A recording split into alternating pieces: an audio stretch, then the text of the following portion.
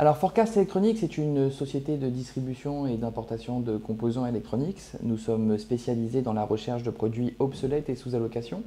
Aujourd'hui, nous proposons à nos clients plus de 455 marques de fabricants de composants électroniques. Donc ça va du composant passif, actif, connectique et électromécanique. Donc nous avons développé un outil interactif que nous appelons Marketplace. C'est une plateforme internationale qui se présente comme une centrale d'achat interactive dans lequel nous proposons donc à des partenaires internationaux qui sont aujourd'hui nos partenaires avec qui nous travaillons déjà de mettre à la vente leur stock disponible pour pouvoir répondre à une problématique, c'est-à-dire qu'une chaîne de production, lorsqu'elle est arrêtée, coûte beaucoup plus cher. Et donc dans ce cas de figure, nous intervenons pour essayer de sourcer le produit à l'international. Voilà, donc moi j'ai arrêté les études à 16 ans, j'ai eu l'opportunité de travailler dans une société qui s'appelait ASN Electronics, qui était donc parmi les 50 premiers distributeurs en France de composants électroniques. Ils étaient également spécialisés dans la partie connectique et électromécanique. J'ai donc commencé en tant que magasinier, puis en tant que commercial.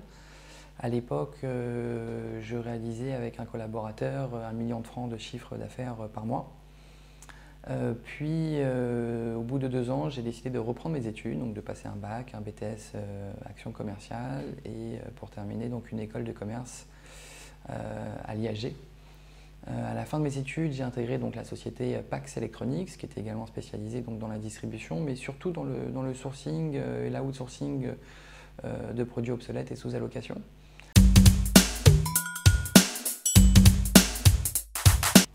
Alors, ce qui m'a motivé à créer mon entreprise, c'est tout simplement que nous sommes aujourd'hui sur un marché qui est toujours en plein boom, en plein renouvellement, toujours à la pointe de la technologie, avec des nouveaux produits qui sortent.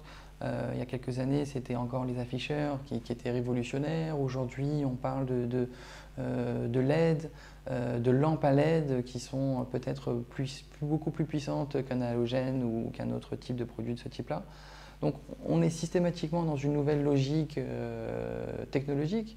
La veille se fait naturellement et puis surtout cette sensation de rendre service à un client lorsqu'il y a un arrêt de production, le fait de mettre en relation ou plutôt de sourcer le produit via notre réseau et de répondre à la demande d'un client qui est pressé par urgence.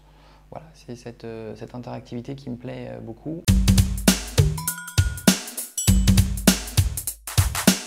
Alors, la première des choses que je vous conseille à tous, c'est tout simplement d'être déjà curieux, de s'ouvrir, de se créer un réseau. Parfois, il ne faut pas rechigner sur les tâches ingrates, puisque c'est comme ça qu'on apprend.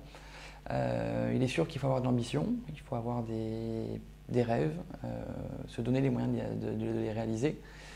D'acquérir le maximum d'expérience en essayant de développer, donc, comme je vous disais, donc des partenaires, des partenariats avec soit des fournisseurs, soit des clients. Essayer de monter le maximum de business models.